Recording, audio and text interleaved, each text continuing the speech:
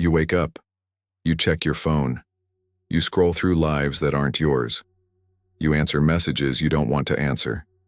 You laugh at jokes that aren't funny. You say, "I'm fine," when you're not. You agree when you want to scream no. You shrink when you want to expand. You hide when you want to be seen. And somewhere deep inside, a voice whispers, "This isn't me." But you ignore it. You silence it. You betray it. And that voice? That's the self you're abandoning. Every single day, without even knowing it. Carl Jung spent his entire life studying the human psyche, and he discovered something devastating. Most people don't lose themselves to trauma or tragedy. They lose themselves to something far quieter, far more insidious. They lose themselves to self-betrayal, the slow, silent abandonment of who they truly are in exchange for who they think they need to be. And the worst part? You don't even realize you're doing it, because self-betrayal doesn't announce itself. It doesn't arrive with alarms or warnings.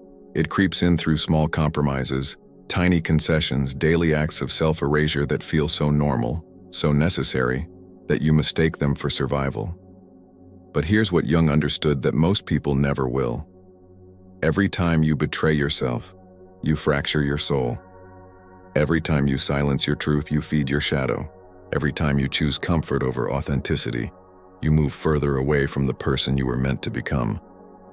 And eventually, you wake up one day and realize you do not recognize the person staring back at you in the mirror.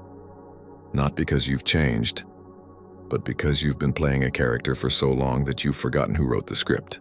This isn't about motivation. This isn't about self-help platitudes or positive thinking. This is about something far more essential, far more urgent. This is about the quiet war happening inside you right now. The war between the self you show the world and the self you hide from it. The war between who you are and who you've been conditioned to be. And if you don't learn to recognize self-betrayal when it's happening, if you don't learn to stop abandoning yourself in the moments that matter most, you will spend your entire life as a stranger to your own soul. So let's go deeper. Let's strip away the masks, the defenses, the comfortable lies you tell yourself. Let's talk about the silent way you abandon yourself every day without knowing. And let's talk about how to stop. Because the truth is needed. And the truth is this. You can't heal what you won't acknowledge. You can't reclaim what you refuse to see. And you can't become whole until you stop betraying the person you were always meant to be. Self-betrayal starts in the smallest moments. The moments you think don't matter. The moments that feel too insignificant to pay attention to. You're at dinner with friends. Someone says something that bothers you. Something that crosses a line, that disrespects you, that makes your stomach tighten. But instead of speaking up, instead of naming it, you smile, you laugh it off. You tell yourself it's not a big deal. You tell yourself you're being too sensitive. You tell yourself it's easier to keep the peace than to rock the boat. And in that moment, in that single, seemingly harmless moment, you betray yourself. You betray the part of you that knows when something is wrong. You betray the part of you that feels disrespected. You betray the part of you that deserves to be heard. And you do it so automatically, so reflexively, that you don't even register it as betrayal. You register it as maturity, as flexibility, as getting along. But Jung would tell you something different. He would tell you that every time you silence your truth to maintain external harmony, you create internal chaos. Every time you prioritize someone else's comfort over your own integrity, you fracture your relationship with yourself. And that fracture? That's where the shadow grows. The shadow, in Jungian psychology, is the part of you that you refuse to acknowledge. The parts you've deemed unacceptable, inappropriate, too much, too raw, too real. It's the anger you're not allowed to feel, the desire you're not allowed to want, the truth you're not allowed to speak. And every time you betray yourself, every time you choose silence over authenticity, you feed the shadow. You give it power. You make it grow. Until one day, it stops being a whisper and becomes a roar. Until one day it stops hiding in the background and takes control of your life in ways you never saw coming. Here's what most people don't understand about self-betrayal. It doesn't feel like betrayal in the moment. It feels like responsibility, like compromise, like being a good person, a good partner, a good employee, a good child. It feels like doing the right thing. And that's exactly why it's so dangerous. Because when betrayal feels like virtue, when abandoning yourself feels like maturity, you never question it. You never stop it. You just keep going, keep shrinking, keep erasing yourself piece by piece until there's nothing left but a hollow shell playing a role you never auditioned for. Think about your last week. How many times did you say yes when you meant no? How many times did you agree when you disagreed? How many times did you laugh when you wanted to cry, smiled when you wanted to scream, stayed when you wanted to leave? How many times did you edit your words, censor your thoughts, swallow your truth because you were afraid of being too much, too difficult, too honest? And here's the question that matters most. How many times did you notice? How many times did you pause and recognize that you were betraying yourself in real time? Probably never, because that's the nature of self-betrayal. It's invisible. It's normalized. It's the water you swim in every day without realizing you're drowning. And the cost? The cost is everything. Your energy, your peace, your sovereignty, your soul. Jung wrote that the most terrifying thing is to accept oneself completely. And he was right, because to accept yourself completely means to stop betraying yourself. It means to stop editing, shrinking, silencing the parts of you that the world finds inconvenient. It means to stand in your truth even when it's uncomfortable, even when it costs you, even when it makes others turn away. And that takes a kind of courage most people will never access. Because most people would rather betray themselves 1,000 times than risk being rejected for who they truly are. But here's what they don't realize. You're already being rejected. By yourself. Every time you choose the mask over the truth, every time you choose performance over authenticity, you reject the person you actually are in favor of the person you think you need to be. And that rejection, that self-abandonment, it's the loneliest thing in the world. Because you can't run from yourself. You can't hide from yourself. You can't escape the part of you that knows you're living a lie. And eventually that part of you stops whispering and starts screaming. Let's talk about the mechanisms of self-betrayal. Because this isn't just about saying yes when you mean no. This is about something far more systematic, far more insidious. This is about the ways you've learned to abandon yourself so thoroughly that you don't even recognize it's happening. The first mechanism is emotional suppression. You feel something real, something raw, something true. Anger, grief, desire, fear. And instead of allowing it, instead of honoring it, you shove it down. You tell yourself it's not appropriate, not the right time, not the right place. You tell yourself you'll deal with it later, except later never comes. Because emotions don't wait for permission. They don't schedule appointments. And when you suppress them, when you refuse to feel them, they don't disappear. They just go underground. They lodge themselves in your body, in your nervous system, in the shadow parts of your psyche, and they wait. They wait until you're vulnerable, until your defenses are down, until you can't control them anymore. And then they explode, in ways you never intended, in moments you never expected. Jung understood this better than almost anyone. He understood that what you resist persists, that what you deny defines you, that the parts of yourself you refuse to acknowledge don't go away. They just operate outside your conscious awareness, sabotaging your relationships, your decisions, your life in ways you can't quite understand. And emotional suppression? That's self-betrayal at its core. Because your emotions aren't the enemy, they're messengers. They're trying to tell you something essential about your needs, your boundaries, your truth. And when you silence them, when you betray them, you abandon the guidance system that's meant to keep you aligned with who you really are. The second mechanism is self-editing. You have a thought, a bold one, an honest one. A thought that reveals who you are, what you want, what you believe. And before you even speak it, you edit it.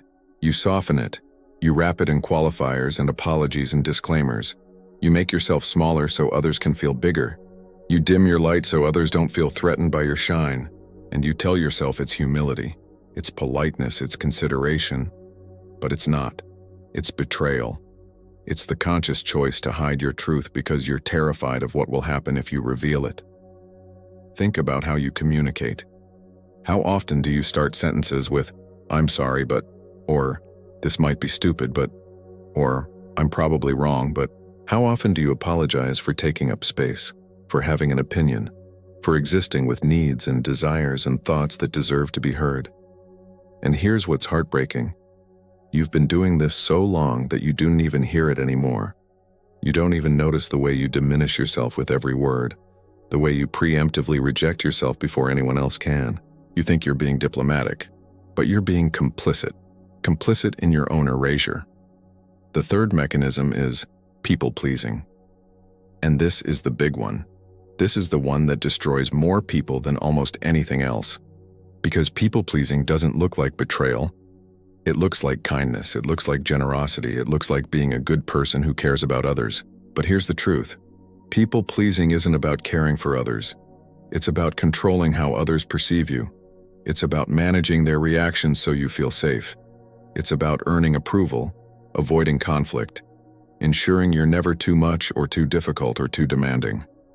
And in the process, you abandon every authentic need you have in favor of becoming whatever others need you to be. The people pleaser doesn't have boundaries because boundaries might upset someone. The people pleaser doesn't have preferences because preferences might create conflict. The people pleaser doesn't have needs because needs might be inconvenient. The people pleaser is a chameleon, constantly shape-shifting to match the environment, constantly performing to maintain peace. And the cost? The cost is the complete loss of self. Because when you spend your life becoming whatever others need, you never discover who you actually are. Jung would call this the development of a persona, a social mask you wear to navigate the world. And the persona itself isn't the problem. We all need personas. We all need ways to interface with society, with expectations, with roles we play. The problem comes when the persona becomes the only thing. When you identify so completely with the mask that you forget there's a person underneath. When you've been performing for so long that you do not remember what it feels like to be real. And here's what people don't realize about the persona. It requires constant maintenance, constant energy, constant vigilance, because you're always monitoring, always adjusting, always making sure the mask doesn't slip. You're always checking, am I saying the right thing? Am I being too much? Am I making them uncomfortable? Do they like me? Do they approve of me? Do they think I'm good? And that constant monitoring, that constant performance, it's exhausting. It's soul-crushing. It's the reason you feel tired even when you've done nothing. Because you're never resting, you're never just being. You're always performing the version of yourself you think the world needs to see. Let's go deeper into the cost. Because self-betrayal isn't just uncomfortable. It's not just emotionally draining. It's physiologically destructive. Your body knows when you're lying. Your nervous system registers every compromise, every suppression, every moment you choose the mask over the truth. And it keeps score. When you betray yourself, your body releases stress hormones. Cortisol floods your system. Your heart rate increases. Your breathing becomes shallow. Your muscles tense. Because your body is preparing for threat. And the threat isn't external. It's internal. It's the dissonance between who you are and who you're pretending to be. It's the gap between your truth and your performance. And your body doesn't know how to reconcile that gap. So it stays in a state of chronic activation, chronic stress, chronic dysregulation. Over time, this becomes your baseline. You stop noticing the tension in your shoulders, the tightness in your chest, the constant low-grade anxiety that colors everything. You stop noticing because it's always there. It's become your normal. But it's not normal. It's the physical manifestation of ongoing self-betrayal. It's your body screaming at you to stop abandoning yourself. And most people never hear it. They just medicate it. They numb it with work, with substances, with distractions, with anything that helps them avoid the truth their body is trying to tell them. You're not okay. You haven't been okay. And you won't be okay until you stop betraying who you are. Jung understood this mind-body connection long before it became mainstream. He understood that the psyche and the soma are inseparable, that what happens in your mind affects your body, that what you suppress psychologically manifests physically. He called it somatization, the process by which unacknowledged emotional content expresses itself through physical symptoms. And self-betrayal? Self-betrayal is one of the most profound forms of somatization there is, because you can't lie to your body. You can lie to your mind. You can convince yourself that you're fine, that the compromise was necessary, that the silence was justified. But your body knows the truth, and it will make you pay for every betrayal until you finally listen. The cost also shows up in your relationships. Because when you abandon yourself, you teach others to abandon you too. You set a precedent. You establish a pattern. You show people that your boundaries are negotiable, that your needs are optional, that your truth doesn't matter. And people believe you. Not because they're malicious, but because you're the expert on you. You're the one who defines your worth, your standards, your non-negotiables. And when you betray yourself, when you signal that you're not worth protecting, others learn to treat you accordingly. Think about the relationships in your life, the ones that drain you, the ones where you give everything and receive nothing, the ones where you're always accommodating, always adjusting, always sacrificing. Those relationships didn't start out unbalanced. They became unbalanced because you taught people it was okay to treat you that way. You taught them through your actions, through your silence, through your willingness to betray yourself to keep them comfortable. And now you're trapped in dynamics that feel impossible to change. Not because the other person won't change, but because you won't. Because changing means setting boundaries, and setting boundaries means risking the relationship. And you've betrayed yourself for so long that you're not sure you have anything left if this relationship ends. But here's the truth. A relationship built on self-betrayal isn't a relationship. It's a performance. It's a transaction. It's an agreement where you play a role in exchange for approval, for security, for the illusion of connection. And that illusion might sustain you for a while. It might feel better than being alone. But eventually, the performance becomes unbearable. Eventually, the gap between who you are and who you're pretending to be becomes so wide that you can't bridge it anymore.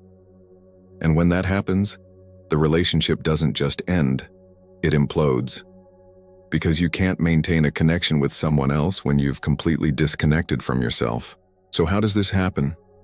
How do intelligent, capable, self-aware people end up in this place of chronic self-betrayal?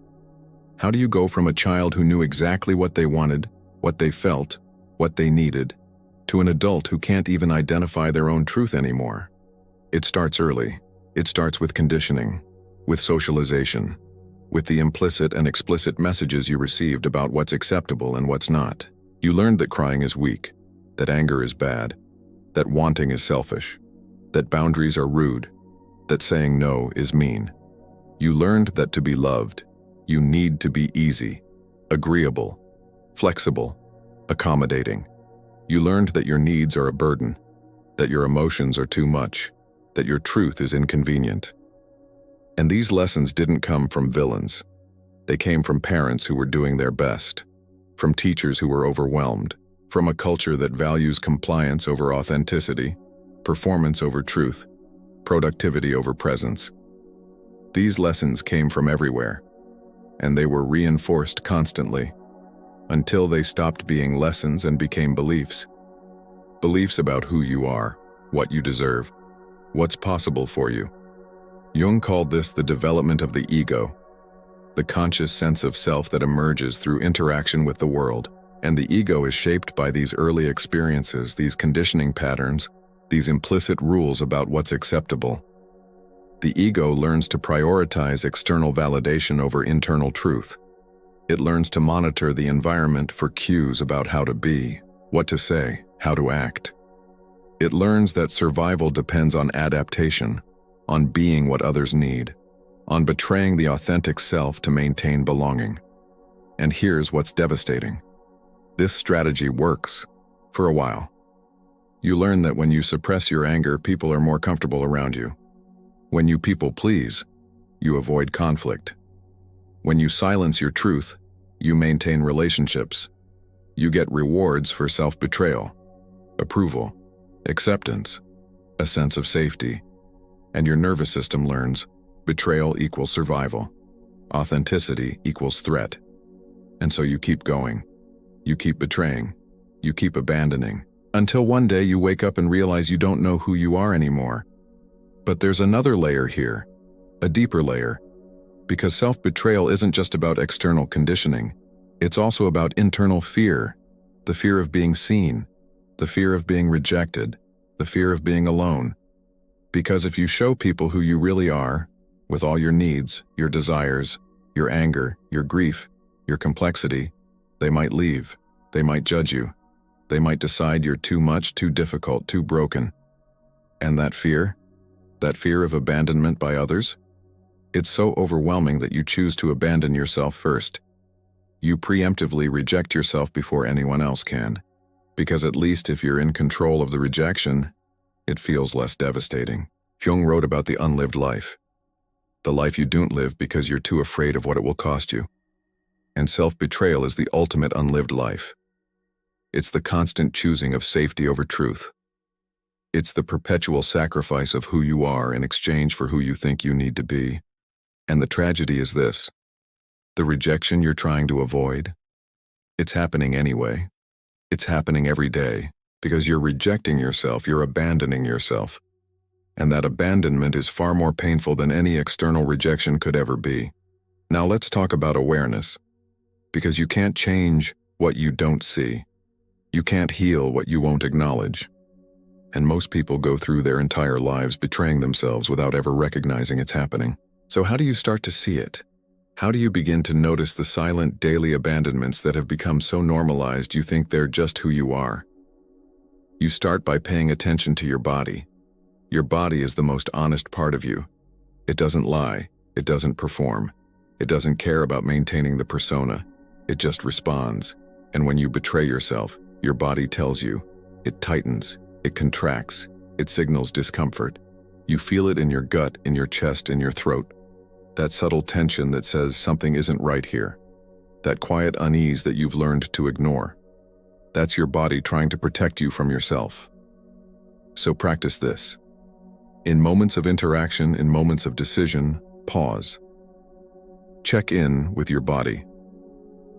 What are you feeling? Where are you feeling it? Is there tension, contraction, a sense of shutting down? And if there is, ask yourself, am I about to betray myself right now? Am I about to say yes when I mean no? Am I about to smile when I want to cry? Am I about to perform when I need to be real? And here's the crucial part. Don't judge it. Don't make yourself wrong for it. Just notice. Just see it. Because awareness is the first step. You can't reclaim yourself until you see how you've been abandoning yourself. You can't build integrity until you recognize where you've been compromising it. The second thing you can do is track your language. Listen to how you speak. Notice the qualifiers, the apologies, the self-diminishment. Notice how often you make yourself smaller in conversation. How often you defer, accommodate, soften your truth so others can stay comfortable.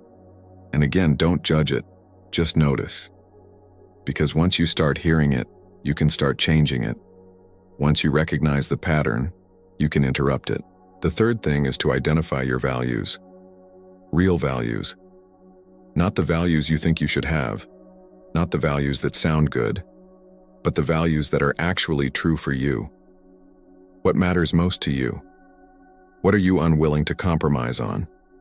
What do you need to feel alive, to feel whole, to feel like yourself? And here's the hard part. Most people can't answer these questions because they've spent so long betraying their values that they don't even know what they are anymore. They've been living according to someone else's script for so long that they've forgotten they're allowed to write their own. So take time with this. Get quiet. Get still. And ask yourself, if I had no fear of judgment, no fear of rejection, no fear of consequence, what would I want? How would I live? What would I say? Who would I be? And whatever comes up, that's your truth. That's the self you've been abandoning. That's the person you need to reclaim. Jung called this process individuation, the journey of becoming who you truly are. And individuation isn't comfortable. It isn't easy. It requires you to face everything you've been avoiding, to integrate everything you've been denying, to reclaim everything you've been betraying. It requires you to step out of the comfortable persona and into the messy, complicated, beautiful truth of your authentic self. And that truth? It will cost you. It will cost you relationships that are built on your performance. It will cost you approval from people who prefer you small. It will cost you the illusion of safety that comes from never rocking the boat. But here's what it will give you. It will give you yourself. It will give you integrity. It will give you peace. It will give you the kind of deep, unshakable self-respect that comes from knowing you didn't abandon yourself when it mattered most. And that's everything. Let's talk about the moment of choice. The moment when you recognize self-betrayal is happening and you have to decide, do I continue the pattern or do I break it? Because this moment comes up constantly, multiple times a day, and every time it comes up, you're choosing. You're choosing between the familiar comfort of betrayal and the uncomfortable truth of authenticity. Someone asks you to do something you don't want to do. The old pattern says, say yes, keep the peace, betray yourself. The new choice says, pause, feel the truth, speak it. Even if it's uncomfortable, even if they're disappointed, even if it costs you. Someone crosses your boundary. The old pattern says, let it go. Don't make a big deal. Betray yourself. The new choice says, name it. Hold the boundary. Protect yourself, even if it's awkward, even if they react, even if it changes the relationship. Someone asks for your opinion. The old pattern says, say what they want to hear. Stay safe. Betray yourself. The new choice says, tell the truth. Your real truth. Even if it's different, even if it's unpopular, even if they don't like it. And here's what you need to understand. These moments aren't dramatic. They're not life or death. They're small, ordinary, seemingly insignificant. But they're everything. Because your life isn't built in the big moments. It's built in these small ones. In the daily micro-choices between betrayal and authenticity. Between performance and truth. Between who you are and who you think you need to be. And every time you choose authenticity, every time you choose truth, you build sovereignty. You build self-trust. You build integrity. You prove to yourself that you won't abandon yourself when it matters. And that proof? That's what heals the fracture. That's what reclaims the self. That's what brings you home to who you actually are. But let's be honest, it's terrifying. Because when you stop betraying yourself, when you stop performing, when you stop people-pleasing, you will lose people. You will lose relationships that were built on your compliance. You will lose approval from people who preferred you small. You will lose the illusion of safety that came from never making waves. And that loss? It will hurt. It will feel like confirmation of your deepest fear. That if people see the real you, they'll leave. But here's what Jung knew. The people who leave when you become authentic were not connected to you. They were connected to your persona. They were connected to the performance. They were connected to the version of you that betrayed yourself to make them comfortable. And losing those connections isn't loss, it's liberation. It's making space for real connection. Connection based on truth. Connection based on mutual respect. Connection that doesn't require you to abandon yourself to maintain it. And yes, that space might be empty for a while. Yes, you might feel alone. Yes, you might question whether it was worth it. But stay. Stay in the discomfort. Stay in the truth. Because on the other side of that emptiness is something far more valuable than approval. On the other side is integrity. On the other side is peace. On the other side is the kind of deep, unshakable relationship with yourself that no external validation can ever replicate. Let's talk about the moment of choice. The moment when you recognize self-betrayal is happening and you have to decide, do I continue the pattern or do I break it? Because this moment comes up constantly, multiple times a day, and every time it comes up, you're choosing. You're choosing between the familiar comfort of betrayal and the uncomfortable truth of authenticity. Someone asks you to do something you don't want to do. The old pattern says, say yes, keep the peace, betray yourself. The new choice says, pause, feel the truth, speak it. even if it's uncomfortable, even if they're disappointed, even if it costs you. Someone crosses your boundary. The old pattern says, let it go. Don't make a big deal. Betray yourself. The new choice says, name it. Hold the boundary. Protect yourself, even if it's awkward, even if they react, even if it changes the relationship. Someone asks for your opinion. The old pattern says, say what they want to hear. Stay safe. Betray yourself. The new choice says, tell the truth. Your real truth. Even if it's different, even if it's unpopular, even if they don't like it. And here's what you need to understand. These moments aren't dramatic. They're not life or death. They're small, ordinary, seemingly insignificant. But they're everything. Because your life isn't built in the big moments. It's built in these small ones. In the daily micro-choices between betrayal and authenticity. Between performance and truth. Between who you are and who you think you need to be. And every time you choose authenticity, every time you choose truth, you build sovereignty. You build self-trust. You build integrity. You prove to yourself that you won't abandon yourself when it matters. And that proof? That's what heals the fracture. That's what reclaims the self. That's what brings you home to who you actually are. But let's be honest, it's terrifying. Because when you stop betraying yourself, when you stop performing, when you stop people-pleasing, you will lose people. You will lose relationships that were built on your compliance. You will lose approval from people who preferred you small. You will lose the illusion of safety that came from never making waves. And that loss? It will hurt. It will feel like confirmation of your deepest fear, that if people see the real you, they'll leave. But here's what Jung knew. The people who leave when you become authentic were not connected to you. They were connected to your persona. They were connected to the performance. They were connected to the version of you that betrayed yourself to make them comfortable. And losing those connections isn't loss, it's liberation. It's making space for real connection. Connection based on truth. Connection based on mutual respect. Connection that doesn't require you to abandon yourself to maintain it. And yes, that space might be empty for a while. Yes, you might feel alone. Yes, you might question whether it was worth it. But stay. Stay in the discomfort. Stay in the truth. Because on the other side of that emptiness is something far more valuable than approval. On the other side is integrity. On the other side is peace. On the other side is the kind of deep, unshakable relationship with yourself that no external validation can ever replicate. Now let's address the shadow. Because we can't talk about self-betrayal without talking about what happens to the parts you betray. Remember, what you suppress doesn't disappear. It goes into the shadow. And the shadow? The shadow is powerful. The shadow is your anger that's never been expressed. Your desire that's never been honored. Your grief that's never been felt. Your truth that's never been spoken. And all of that? It's alive. It's active. It's influencing your life in ways you can't consciously see. Jung said the shadow is 90% gold. That the parts of yourself you've rejected, the parts you've deemed unacceptable, often contain your greatest strengths, your deepest wisdom, your most authentic power. But you can't access that gold until you're willing to look at the shadow, until you're willing to acknowledge what you've been betraying. So ask yourself, what parts of me have I rejected?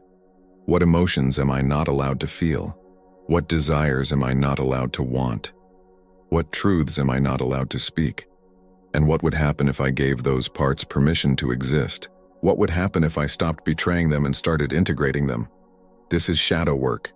This is the process of reclaiming the disowned parts of yourself.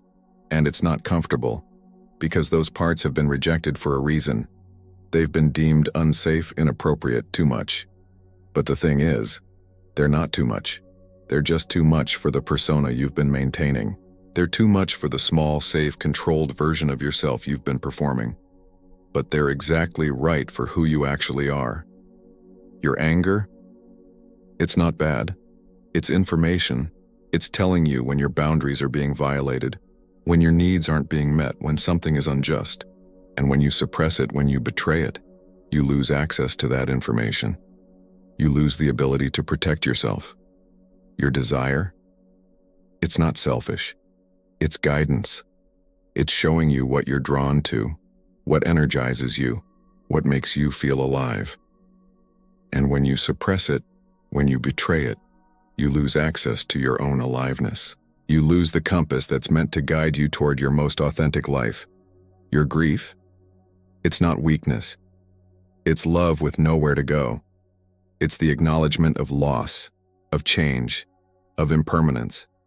And when you suppress it, when you betray it, you lose the ability to process life. You accumulate unprocessed loss until it becomes chronic depression. Your truth? It's not inconvenient. It's essential. It's the core of who you are.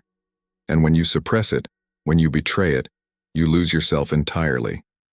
So the work is this. Stop betraying the parts of you that need to be seen. Stop silencing the parts of you that need to be heard. Stop rejecting the parts of you that need to be integrated. Because wholeness isn't about being perfect. It's about being complete. It's about including all of yourself. The light and the dark. The acceptable and the rejected. The persona and the shadow. And you can't be whole until you stop abandoning the parts you've decided are too much. Let's talk about the reclamation process. Because this isn't just about awareness, this isn't just about recognizing self-betrayal when it happens. This is about actively choosing to reclaim yourself, to rebuild the relationship with yourself that's been fractured by years of abandonment. The first step is commitment. You have to commit to not betraying yourself anymore. Not perfectly, not flawlessly, but as a practice, as a priority, as a non-negotiable. You have to decide that your integrity, your sovereignty, your truth matters more than approval, more than comfort, more than maintaining relationships that require you to be small. The second step is boundaries. Real boundaries. Not the kind you set and then immediately negotiate, but the kind you hold even when it's uncomfortable, even when people push back, even when it costs you. Because boundaries are the physical manifestation of self-respect. They're how you show yourself that you matter, that your needs matter, that your truth matters. And every time you hold a boundary, you build trust with yourself. You prove that you won't abandon yourself when it's hard. The third step is self-compassion. Because you're going to mess this up. You're going to betray yourself sometimes. You're going to fall back into old patterns, old performances, old ways of shrinking. And when you do, you can't beat yourself up. You can't make yourself wrong. You have to meet yourself with compassion, with understanding, with the recognition that you're unlearning decades of conditioning. You're reprogramming a nervous system that's been wired for betrayal. And that takes time, it takes patience, it takes grace. The fourth step is practice. Because reclaiming yourself isn't a one-time event, it's a daily practice. It's showing up for yourself in the small moments. It's speaking your truth when it's easier to stay silent.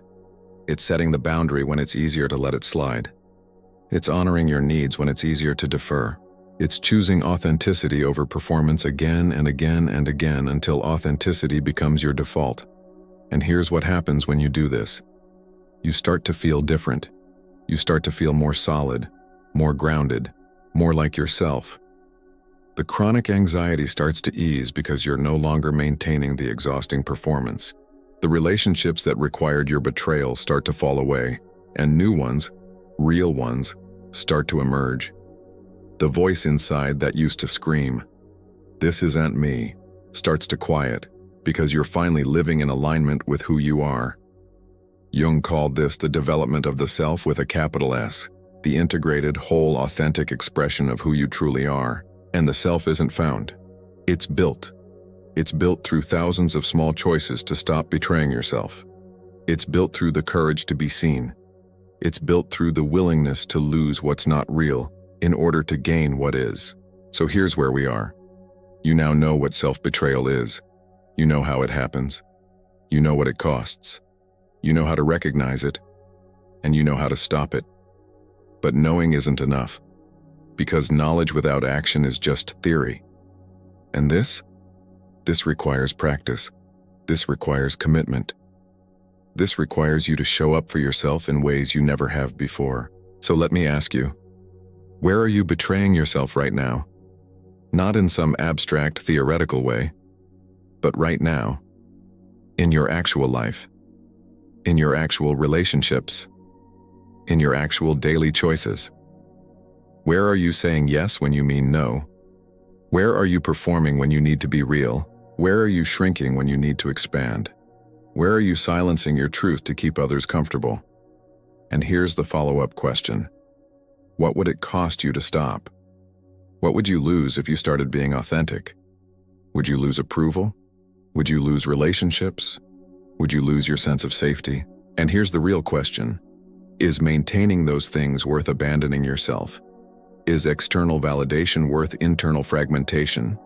Is keeping the peace worth losing your soul? Because that's the choice you're making. Every day, multiple times a day, you're choosing between betrayal and authenticity, between performance and truth, between who you are and who you think you need to be. And most people choose betrayal. Not because they're weak, not because they're cowards, but because betrayal is familiar. Betrayal is safe. Betrayal is what they've always known. But you're not most people. You're here, you're listening, you're paying attention, which means you're ready. Ready to see the pattern, ready to break it, ready to reclaim the parts of yourself you've been abandoning, ready to stop betraying the person you were always meant to be. And it won't be easy. The path of authenticity never is. It will require courage you didn't know you had. It will require you to disappoint people, to set boundaries, to speak truths that make others uncomfortable, to choose yourself even when it costs you. But here's what Jung understood that most people never will. The cost of authenticity is high, but the cost of self-betrayal is higher, because self-betrayal costs you everything: your peace, your energy, your soul, your life. So choose. Choose authentically. Choose courageously. Choose yourself. Not because it's easy, not because it's comfortable, not because it will make everyone happy, but because you can't keep living this way. You can't keep abandoning yourself and expecting to feel whole. You can't keep betraying your truth and expecting to feel at peace. You can't keep performing and expecting to feel alive. The silent way you abandon yourself every day, it stops now. The chronic betrayal, it ends now. The fracture between who you are and who you're pretending to be, it heals now. Because you're done. Done shrinking. Done silencing. Done betraying the person you were meant to be. You're done choosing comfort over truth, approval over integrity, performance over presence. You're done living as a stranger to your own soul. Let's talk about what happens when you stop. When you actually commit to ending the pattern of self-betrayal. When you decide that your relationship with yourself matters more than your relationship with everyone else's expectations. Because this is where most people hesitate. This is where the fear becomes paralyzing. This is where you start to rationalize, to justify, to convince yourself that maybe the betrayal isn't so bad after all. Maybe it's just compromise. Maybe it's just being flexible. Maybe it's just being a good person. But you know better now. You know the difference between healthy compromise and self-abandonment. You know the difference between flexibility and erasure. You know the difference between kindness and people-pleasing. And you can't unknow it. You can't unsee it. The awareness is there now. And with that awareness comes responsibility. The responsibility to choose differently, to act differently, to be different. So what does it look like when you stop betraying yourself? It starts with the small moments, the daily interactions where betrayal has become so automatic you don't even register it anymore. Someone asks you to do something, and instead of immediately saying yes, instead of immediately accommodating, you pause. You check in. You ask yourself, do I actually want to do this? Do I have the capacity for this? Is this aligned with my values, my priorities, my truth? And then, and this is the crucial part, you honor whatever answer comes up. If the answer is no, you say no. Not maybe, not let me think about it, not I'll try. All of those are just softer forms of betrayal, ways of avoiding the discomfort of a clear boundary. You say no, clearly, directly, without over-explaining, without apologizing, without making yourself smaller to cushion the impact. Just, no, I can't do that. Or, no, that doesn't work for me. Or simply, no. And here's what will happen. The person asking will react. They might be disappointed. They might be confused. They might push back. They might try to convince you. They might make you feel guilty. And every part of you that's been conditioned to avoid conflict, to maintain harmony, to keep everyone comfortable, will scream at you to take it back, to apologize, to explain, to negotiate, to betray yourself one more time to make this discomfort go away. But you don't. You hold the boundary. You sit with the discomfort. You let them be disappointed. You let them be confused. You let them have their reaction without making it your responsibility to fix it. Because their disappointment is not your emergency. Their discomfort is not your problem to solve. Their preference for your compliance is not more important than your integrity. This is what reclaiming yourself looks like. It's not dramatic, it's not revolutionary. It's quiet, it's steady. It's the consistent choice to honor your truth even when it's inconvenient for others. Even when it creates tension. Even when it costs you approval. But let's go deeper. Because the small moments are just the beginning. The real test comes in the big ones. The ones that threaten your sense of security, your identity, your place in the world. Let's talk about the relationship that's built entirely on your performance. The one where you've been shrinking yourself for so long that they don't even know who you really are. The one where speaking your truth, setting boundaries, showing your real needs would fundamentally change the dynamic. Maybe end it entirely. What do you do with that? How do you stop betraying yourself when the cost feels unbearable? When choosing yourself means losing someone who matters? When authenticity might mean aloneness? This is where Jung's concept of individuation becomes essential. Because individuation isn't about becoming isolated. It's about becoming whole. It's about prioritizing internal integrity over external validation. It's about recognizing that a relationship where you can't be yourself isn't actually a relationship. It's a prison. And you can't stay in prison just because you're afraid of freedom. So you have a conversation, a real one. You tell them the truth. Not the sanitized, palatable version, the actual truth. I've been pretending. I've been performing. I've been showing you who I think you need me to be instead of who I actually am. And I can't do it anymore. I need to be real with you. I need to be authentic. And if that doesn't work for you, if that changes how you feel about me, I understand. But I can't keep abandoning myself to maintain this. And then you wait. You sit in the terrifying space of uncertainty. You resist the urge to backtrack, to soften, to make it easier for them. You let your truth stand. You let them respond however they respond. And you trust that whatever happens is better than continuing to betray yourself. Maybe they rise to meet you. Maybe they're relieved because they've been performing too. Maybe the relationship deepens because now it's built on truth instead of pretense. Or maybe they can't handle it. Maybe they're too invested in the version of you that makes them comfortable. Maybe they walk away. And if they do, you let them. You don't chase. You don't negotiate. You don't betray yourself to win them back. Because you've learned the most important lesson there is. You cannot love someone else more than you love yourself.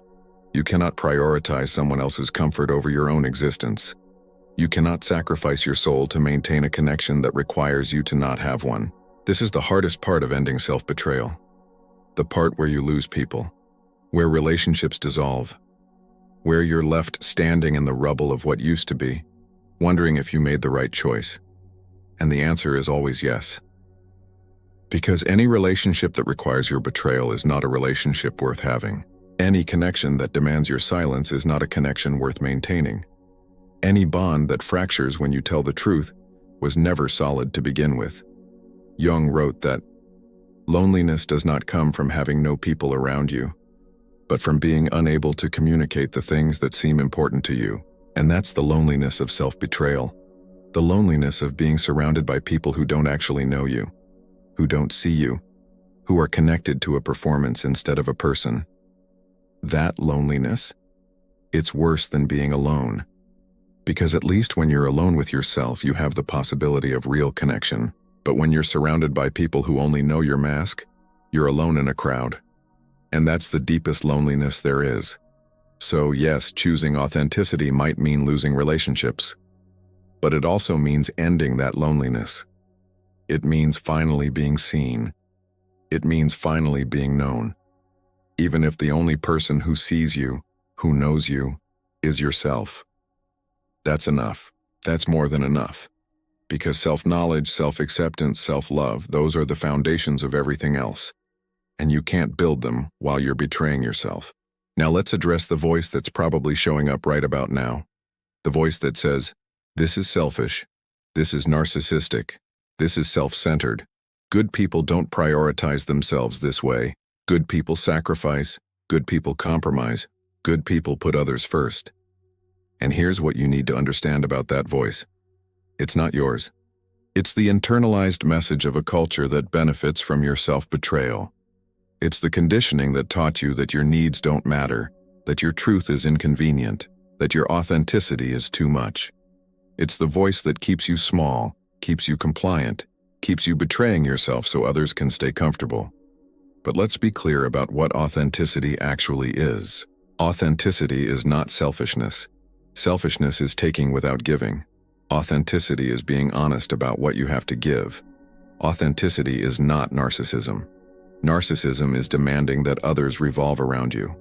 Authenticity is taking responsibility for yourself so others don't have to. Authenticity is not self-centeredness. Self-centeredness is making everything about you. Authenticity is knowing yourself well enough to show up as yourself. There's a profound difference between healthy self-prioritization and destructive selfishness. And that difference is this. Healthy self-prioritization creates more capacity for genuine connection, for real generosity, for authentic service. When you stop betraying yourself, when you stop draining your energy through constant performance, you actually have more to give. More presence, more honesty, more love. Because it's coming from overflow instead of depletion. It's coming from wholeness instead of fragmentation. It's coming from truth instead of obligation. Destructive selfishness, on the other hand, is about taking. It's about using people. It's about manipulating others to meet your needs without consideration for theirs. And here's the irony. Self-betrayal often leads to this kind of destructive pattern. Because when you betray yourself for long enough, when you deny your needs for long enough, those needs don't disappear. They just become desperate. They become distorted. They start leaking out in passive-aggressive ways, in manipulation, in covert contracts where you give in order to get, where you perform in order to earn, where you sacrifice in order to obligate. Jung understood this. He understood that the shadow, the part of you that you reject, doesn't become less powerful when you ignore it. It becomes more powerful. It starts operating outside your conscious awareness, sabotaging your intentions, distorting your actions. The person who prides themselves on never having needs, on always being selfless, on constantly sacrificing, that person often becomes the most manipulative of all, because their unacknowledged needs are running the show from the shadows, demanding payment for all those unspoken sacrifices, keeping score of all those uncounted betrayals. So choosing authenticity isn't selfish, it's honest. It's taking responsibility for your needs instead of expecting others to read your mind. It's being clear about your limitations instead of overcommitting and resenting. It's showing up as yourself instead of performing and expecting credit. It's the most generous thing you can do, because it gives others permission to do the same. It creates relationships based on truth instead of transaction. It builds connections that don't require anyone to abandon themselves. Let's talk about energy. Because one of the most profound shifts that happens when you stop betraying yourself is the return of your energy. Remember, maintaining the persona is exhausting.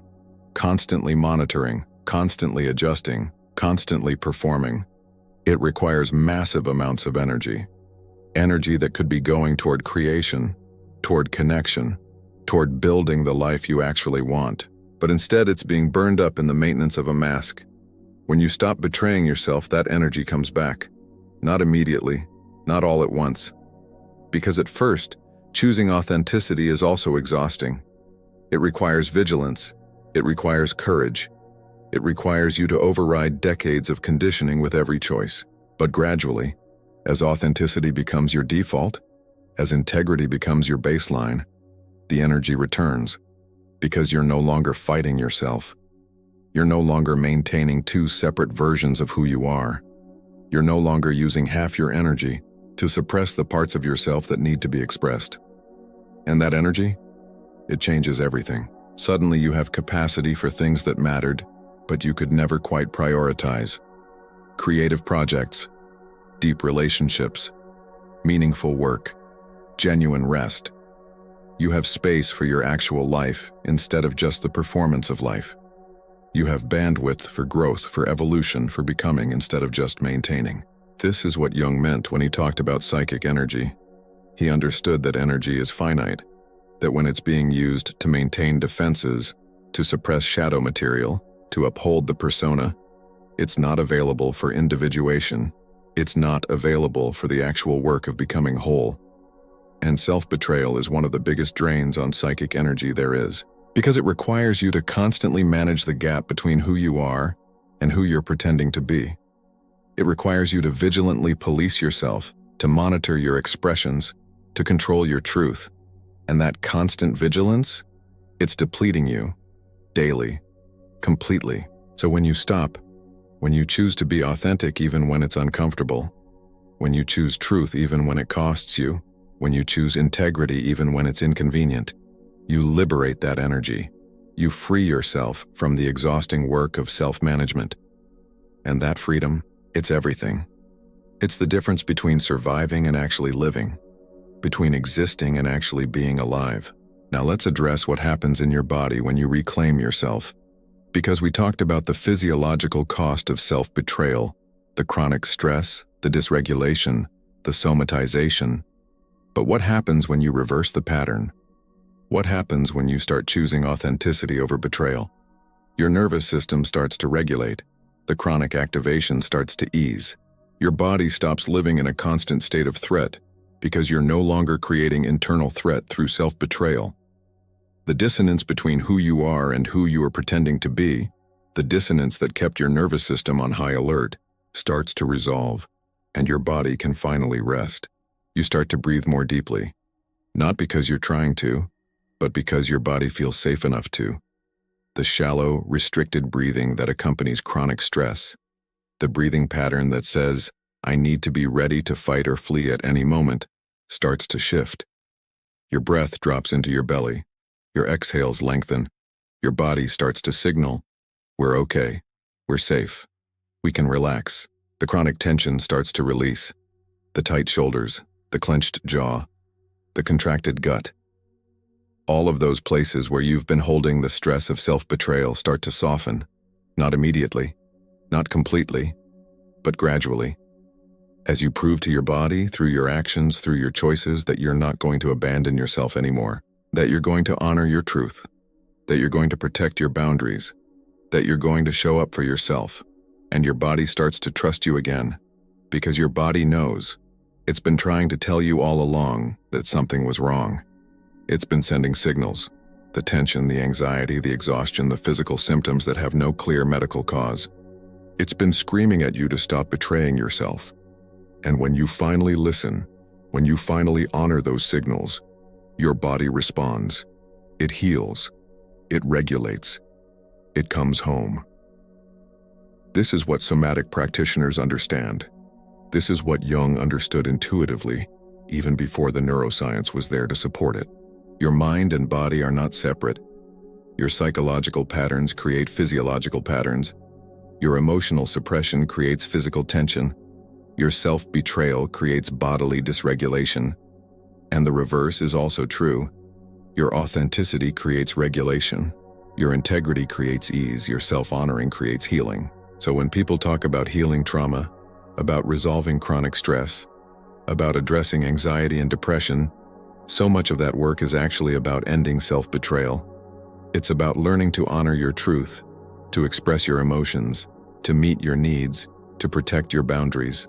It's about stopping the pattern of self-abandonment that's keeping your nervous system in a state of chronic activation. And when you do that work, when you commit to not betraying yourself anymore, your body remembers what safety feels like, and it can finally heal. Let's talk about the relationships you'll build when you stop betraying yourself. Because this is the promise on the other side of the loss. This is what becomes possible when you choose authenticity over performance. When you show up as yourself, your real self, with all your complexity, all your truth, all your humanity, you create the possibility for real connection. Not connection based on what you can do for someone. Not connection based on how well you can perform. Not connection based on how much you can accommodate. But connection based on genuine resonance. Connection based on mutual recognition. Connection based on two people actually seeing each other instead of just interacting with masks. These relationships feel different. They feel easier. Not because they don't have conflict, they do, but because the conflict is real. It's about actual differences, actual needs, actual values. Not about managing performances or maintaining illusions. These relationships have space for disappointment, for misunderstanding, for mistakes. Because they're not built on the fragile foundation of perfection. They're built on the solid foundation of truth. And here's what's remarkable. These relationships don't require constant maintenance. They don't drain you. They don't leave you feeling exhausted and depleted. Because you're not performing. You're not monitoring. You're not managing their perception of you. You're just being. And they're just being, and sometimes you resonate and sometimes you don't. And that's okay, because the relationship isn't dependent on constant resonance. It's dependent on mutual respect for each other's authentic truth. Jung called this the dance between individuation and relationship. He understood that real connection requires two individuated people. Two whole people. Two people who know themselves, who honor themselves, who don't need the other person to complete them, or validate them, or give them permission to exist. When two people like that come together, the relationship becomes something entirely different. It becomes a space for growth instead of a space for validation. It becomes a mirror for truth instead of a mirror for performance. It becomes a celebration of authenticity instead of a negotiation of needs. But you can't access this kind of relationship while you're betraying yourself. Because when you're betraying yourself, you're not available for real connection. You're too busy managing, too busy performing, too busy making sure the other person sees the version of you that you think they need to see. And in that dynamic, there's no space for actual intimacy. There's only space for transaction. So the people you lose when you stop betraying yourself, they're making space. Space for the people who can actually handle your truth.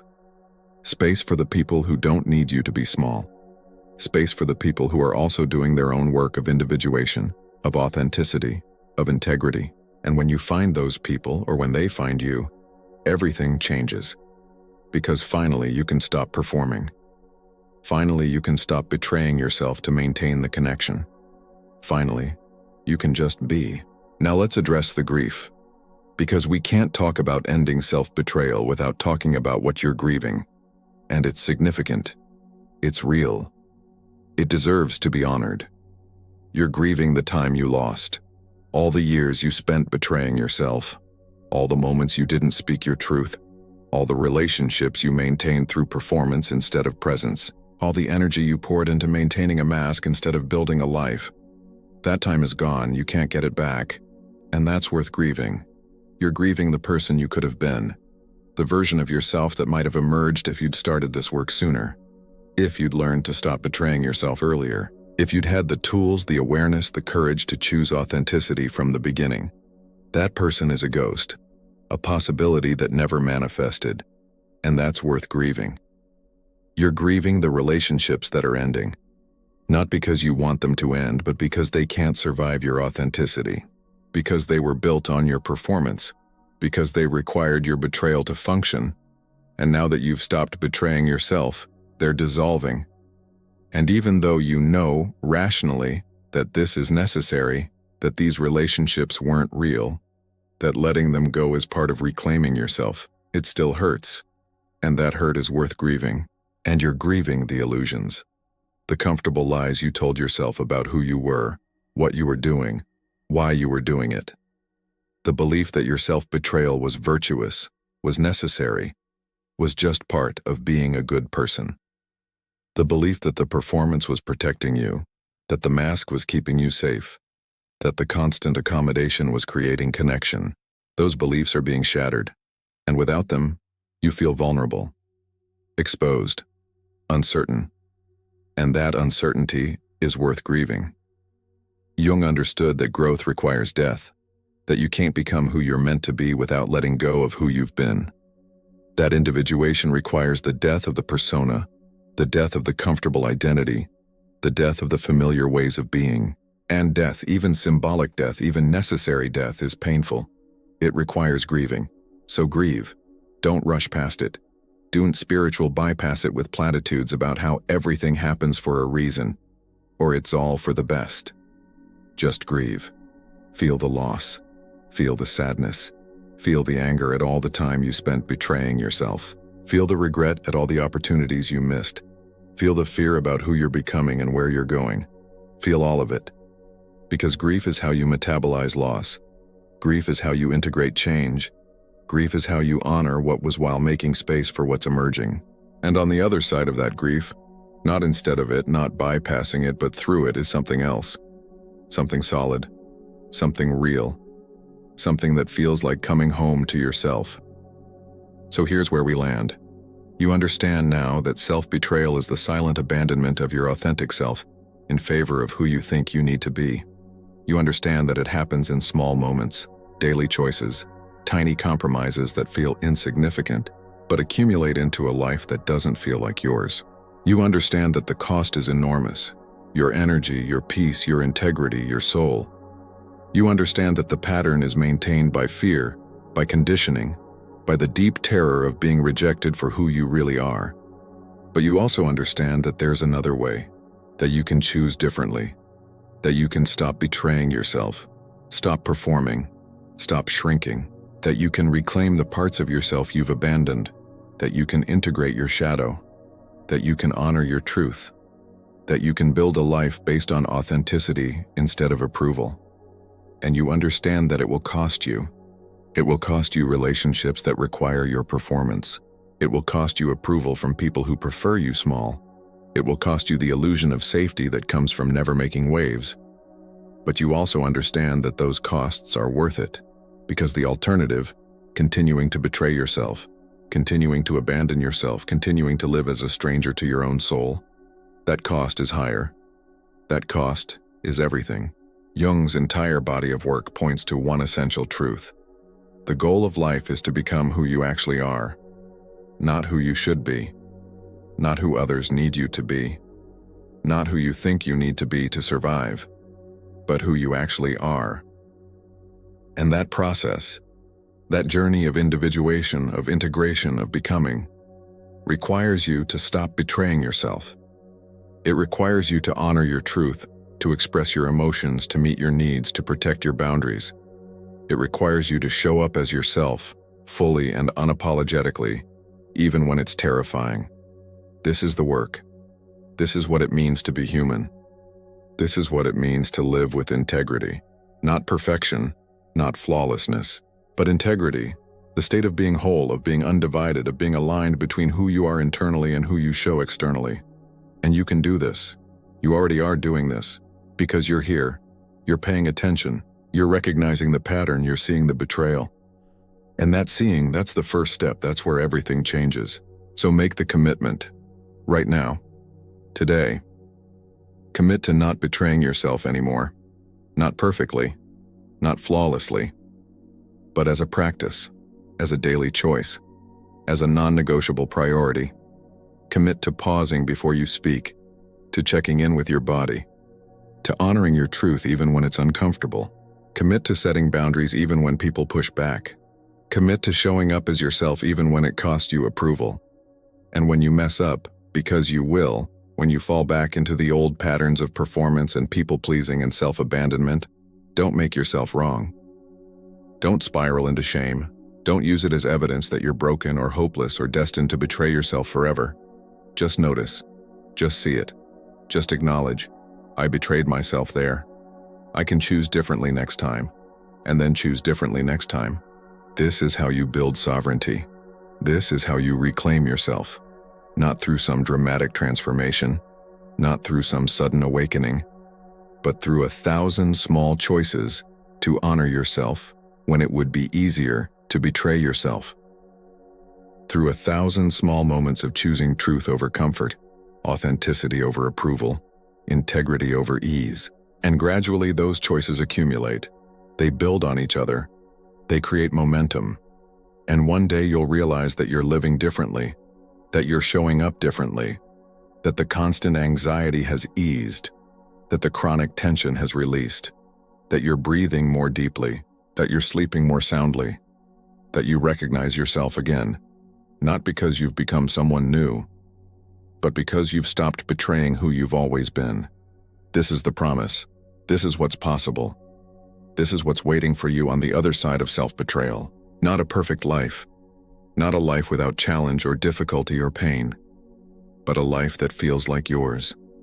A life that aligns with your truth.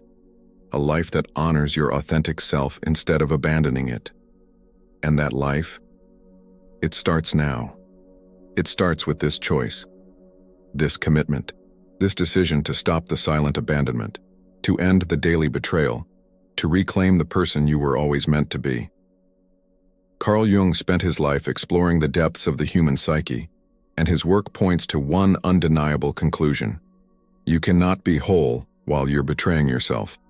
You cannot be at peace while you're abandoning yourself. You cannot feel alive while you're performing a role instead of living your truth. So stop. Stop betraying yourself. Stop silencing your voice. Stop shrinking your presence. Stop abandoning the parts of you that need to be seen, heard, honored, integrated. Stop choosing comfort over truth. Stop choosing approval over integrity. Stop choosing performance over presence. Choose yourself. Choose your truth. Choose your sovereignty. Choose your soul. Not because it's easy, not because it's comfortable, not because everyone will understand or approve or celebrate your choice, but because you can't keep living this way. You can't keep betraying yourself and expecting to feel whole. You can't keep abandoning yourself and expecting to feel at peace. You can't keep performing and expecting to feel alive. The silent way you abandon yourself every day? It ends now. The chronic self-betrayal? It stops now.